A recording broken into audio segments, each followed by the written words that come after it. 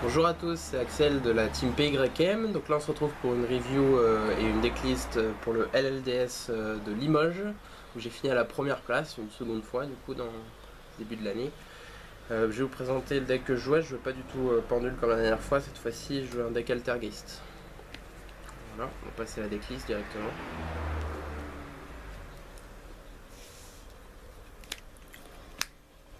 Bon bah je jouais 3 multifakers, c'est Dieu. Dans toutes les Altergeist, c'est lui qui démarre toutes les loops, qui fait le recovery, il fait absolument tout. On est toujours content d'en avoir plein dans la main. Je joue également 3 marionnettistes, ratio standard. Marionnettiste qui n'est pas un starter malheureusement, mais bon, qui est très fort dans le deck parce qu'il fait du plus, il permet de reborn nos monstres. Il est vraiment indispensable à 3 exemplaires. Ensuite, 3 Melusic. Alors, Melusic qui est un starter vu qu'il peut tuto en faisant Linkuriboh dès le tour 1 à Multifaker. Il a un effet très sympa aussi de pouvoir détruire des cartes sur le terrain. Il peut faire du CA, nous permettre de tuto à tout moment de la game. Donc, c'est un très bon monstre. x3. Et 2 fois celui qui a un nom imprononçable, on le joue x2 tout simplement parce que c'est pas un starter, qu'on n'aime pas du tout l'avoir dans la main, mais il est indispensable parce que multifaker. Ensuite en hand-trap monstre, je jouais 3 H, très forte dans Altergeist parce que on peut la jouer que ce soit en début de partie, milieu de partie, fin de partie. Elle a toujours une value. Et surtout c'est une carte qui contre un petit peu tout, sauf Googie. Et encore, s'il n'a pas de Cold by the Grave, ça peut quand même lui faire mal.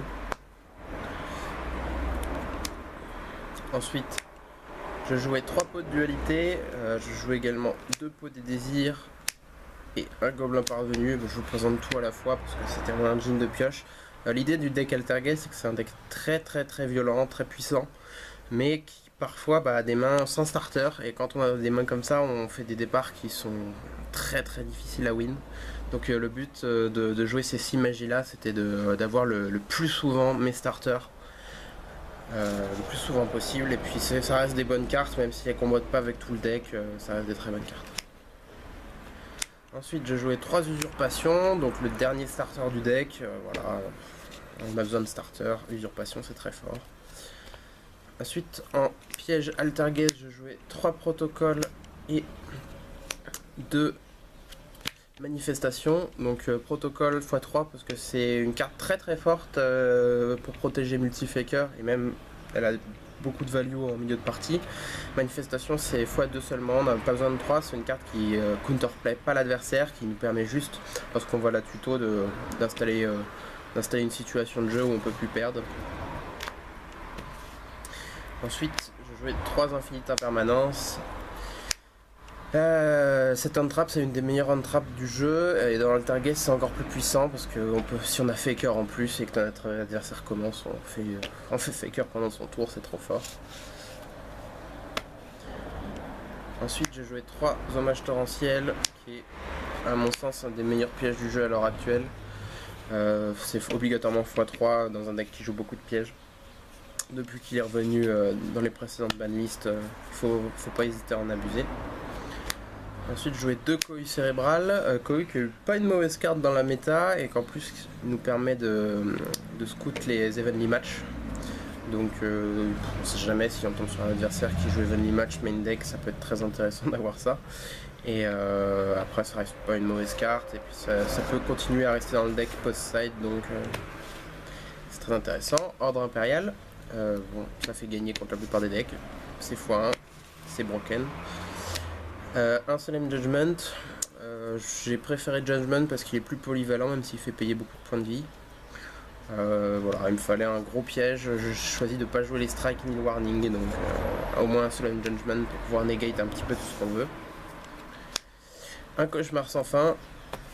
Lui il est plus là pour les mirror match, pour les trous Draco, pour les trickstar. Il y a beaucoup de match-up où il a une énorme value, il peut me faire gagner à lui tout seul. J'en joue qu'un parce qu'il y a d'autres match-up malheureusement où il fait rien.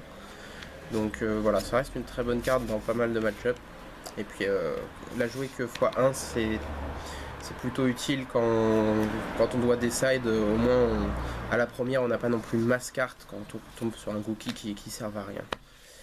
Et jouer un Evenly Match, petite tech x1 quand tu perds au dé, et tu peux faire énormément de value avec ça. Le mec s'y attend absolument pas à la game 1. Et surtout, bah, ça proc multi-faker, donc c'est pour ça que j'en joue un main deck. Même si on commence, c'est pas une mauvaise carte parce que même en mid-game elle peut trouver de la value, même si elle ne trouve pas autant quand on joue deuxième. Ça c'était le main deck, je vais passer à l'extra deck. Alors je jouais 2 Linkuriboh. Linkuriboh qui est indispensable dans le deck depuis qu'il est sorti, nous permet de transformer Melusic en starter, de arrêter des battle phases très défensifs, très fort. Ensuite 3 Extia. Alors Extia qui est le monstre du deck, une fois qu'il est sorti et qu'on a setup, en fait on a gagné parce que l'adversaire n'aura jamais assez de ressources pour tout gérer, toutes les négations qu'on peut faire à part s'il a des kaiju. Je jouais une fois le Kidolga parce qu'il peut reborn des monstres de l'adversaire, donc si notre adversaire il a fait un Borload, un Borel Sword, ça peut être très intéressant d'aller le chercher. Ensuite je jouais une base Knightmare, donc avec une Mermail qui peut choper les Iblis ou nous permettre de rechoper notre zone link, 2 Cerbères pour détruire des monstres, 2 Phoenix pour détruire des magies pièges, et un Griffon quand on a beaucoup de monstres parce que ça reste un excellent monstre dès qu'il touche le field. Ensuite en ligne 3 générique je jouais Decode Talker, c'est peut-être la seule carte dont je suis déçu du tournoi et je pense le remplacer par une licorne à l'avenir. Et pour finir le Borload classique, très fort, qui nous permet de débarrasser des Borloads adverses justement, donc très sympa. Et la dernière carte qui était une synchro Omega parce qu'on joue des Gamma en side tout simplement et qu'on a de la place dans l'extra deck. Donc le side justement, 3 Psyframe Gamma et bien sûr le driver qui va avec, très fort contre Gookie. Tous les decks qui jouent Called by the Grave de base, parce que en général c'est des decks qui une fois qu'ils se font arrêter ils font plus rien, et le problème c'est que le Called by the Grave ça touche H, et donc ça c'est vraiment pour maximiser avec Infinita Permanence les chances d'arrêter ces decks là. 2 Mistaken Arrest, alors ça c'est parce qu'il y a des Red Reboot qui traînent un peu partout. Cette carte là, l'avantage c'est que dans quasiment tous les decks qui jouent Red Reboot, si vous avez ça, vous pourrez quand même lui cancel son play et faire que son Red Reboot était inutile. En plus avec la value que vous donne Reboot, vous gagnez derrière. Donc c'est une carte qui est surtout là pour contrer Reboot. Ensuite je jouais 2 parfums anti-magie, on a déjà un ordre impérial main deck, ça nous permet d'être encore plus fort contre les Sky purs et les decks pendules. 2 Rivalry, alors Rivalry bah, c'est classique, c'est pas fort contre tous les decks mais contre beaucoup ça gagne directement, donc on en joue 2. Les deux autres Evenly Match, donc qui sont là bah, quand on joue deuxième, quand on est sûr que notre adversaire il va prendre la main. On fait ça, on fait multi-faker, on a gagné. Un seul Duster pour compléter le Unending Nightmare, et puis c'est fort contre beaucoup de decks, que ce soit Sky Pure, d'autres Altergeist, True Draco, il y a beaucoup de decks, même Pendule. Ça fait pas forcément gagner mais ça donne vraiment de l'avantage, donc c'est une bonne carte.